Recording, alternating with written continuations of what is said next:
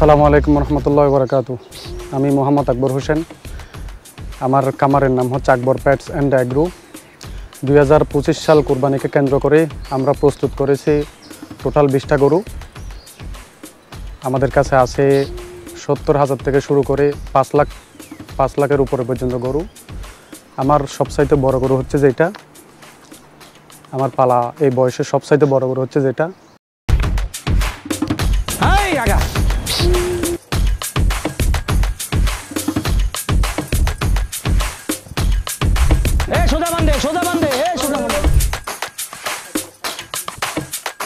আচ্ছা, আমি আকবর ভাইয়ের সাথে ওনার গরুগুলো সম্পর্কে একটু পরিচিতি জানবো। উনি আমাকে একটু দেখাই দিবেন।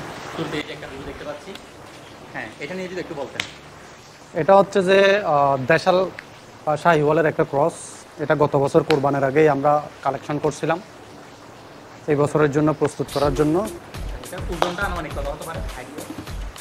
এটা ওইভাবে ওজন মাপা হয় না, আমাদের স্কেলও নাই। মোটামুটি মাংস হিসাব করলে আইডিয়া অনুযায়ী 6 মণ মাংস হবে। আচ্ছা আচ্ছা, কষাই থেকে আইডিয়া নিছি। মাশাআল্লাহ। এটা হচ্ছে শাহিওয়াল, এটাও আমরা এই বছরে কালেকশন করছিলাম। খামার পরিচালনার সময় বিশেষ করে আপনার কোন দিকটাতে খরচটা একটু বেশি দেয়?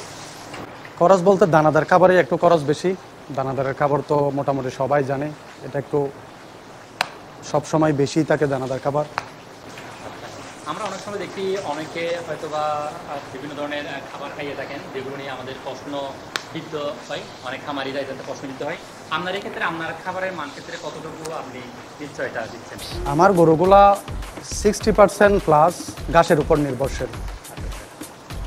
আমরা এতটুকু বলতে পারি, আমাদের পর্যাপ্ত পরিমাণে ঘাস আছে। ঘাস খাওয়ানোর পরেও আরও বিক্রি করতেছি, এবং আমরা দানাদার খাবার খুব মান ভালো রাখি। এতটুকুই আমি অতটুকু বলতে পারি। আমাদের প্রত্যেকটা গরু হালাল খাবারের উপর নির্ভরশীল। এখানে আমার সর্বনিম্ন 70,000 থেকে শুরু করে 5 লাখের উপরে পর্যন্ত দাম আছে গরুর। কেউ যদি আসতে চায় আমার খামারে এসে বাইরে গরু দেখে চয়েস করে নিয়ে যেতে পারবে। আমার এটা দিছি শখ করেই, এতটুকুতে আলহামদুলিল্লাহ খুবই ভালোই চলতেছে। লাভ লসের এখনো পর্যন্ত হিসাব করি নাই। আচ্ছা, আপনি কত সাল থেকে এই খামারটা শুরু করেন? খামার এটা 2024 সাল থেকে এটা নতুন করে করা। আমার গরু পালার বয়স হচ্ছে যে প্রায় 10 বছরের কাছাকাছি। প্রতি বছরে আমার কাছে 2, 4, 5টা 10টা গরু থাকেই। এই খামারটা 2024 সাল থেকে শুরু করা, দেখি ভবিষ্যতে কী হয়। আচ্ছা, শুরুর দিকে কয়টা গরু নিয়ে শুরু করেন? এই খামারে স্টার্টিংয়ে আমার 6টা গরু ছিল। এই বছর আলহামদুলিল্লাহ আমার 20টা মতো গরু। আর যারা নতুন খামারি আছে ওদের জন্য পরামর্শ কি থাকবে আপনার? পরামর্শ বলতে গরুর খামার দিতে গেলে প্রথমে রাখাল হতে হবে। নিজেকে রাখাল হতে হবে, নিজেকে কাজ করতে হবে। কর্মচারীর উপরে নির্ভরশীল হয়ে কখনো খামার করা যাবে না। আমরা বাইরে বিজনেসে দেওয়ার পরে যতটুকু সময় থাকে সবগুলো আমরা খামারেই দেওয়ার চেষ্টা করি, গরুর পিছনে। আমরা নিজেরাই কাজ করি। আমাদের খামারে বাইরের কেউ নাই। আমার ফ্যামিলি, বাবা, ভাই, আমরা সবাই মিলে এই কাজগুলাই করি।